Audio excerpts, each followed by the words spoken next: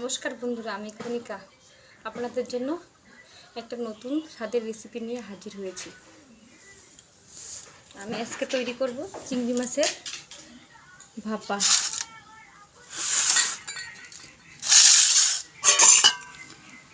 চিংড়ি মাছের ভাপার জন্য নিয়ে নিয়েছি কয়েকটা চিংড়ি মাছ, লঙ্কা বাটা, কাজু বাদাম বাটা, জিরা আর ধনিয়া বাটা।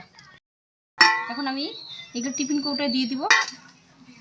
মাছগুলো লবণ হলুদ মাখিয়ে নিয়েছি।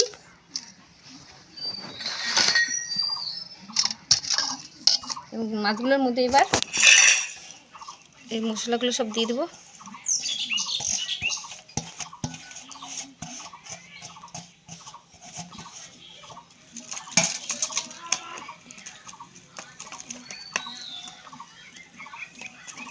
মশলাগুলো ভালো করে মিশিয়ে নিতে হবে কাঁচা সরিষা তেল দিয়ে।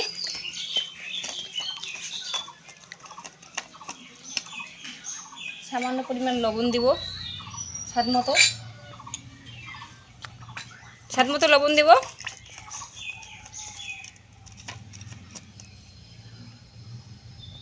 সামান্য পরিমাণ হলুদ দেব।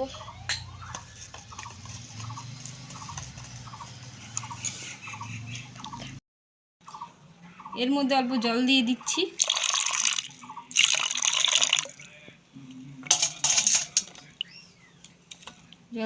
উপর থেকে দুটো কাঁচা লঙ্কা দিয়ে দিলাম।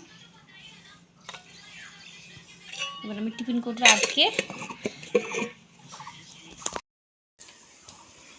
আগে থেকে কড়াতে কিছুটা পরিমাণ জল ফুটতে দিয়েছি, বয়েল হতে দিয়েছি।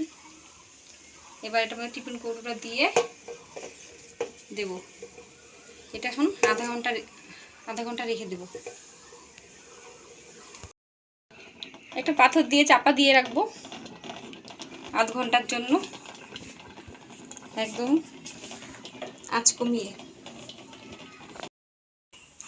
আধ ঘন্টা পরে এসে পড়লাম। এবার পাথরটা সরিয়ে দেব। এবার টিফিন কৌটোটা নামিয়ে নেব। কৌটোটা খুলে এবার দেখে নিলাম। দেখুন বন্ধুরা, কি সুন্দর সিদ্ধ হয়ে গেছে। এমন করে আপনারা বাড়িতে চিংড়ি মাছের ভাপা তৈরি করে খাবেন। আজ এই পর্যন্তই। অন্যদিন আরেকটি নতুন ভিডিও নিয়ে হাজির হব।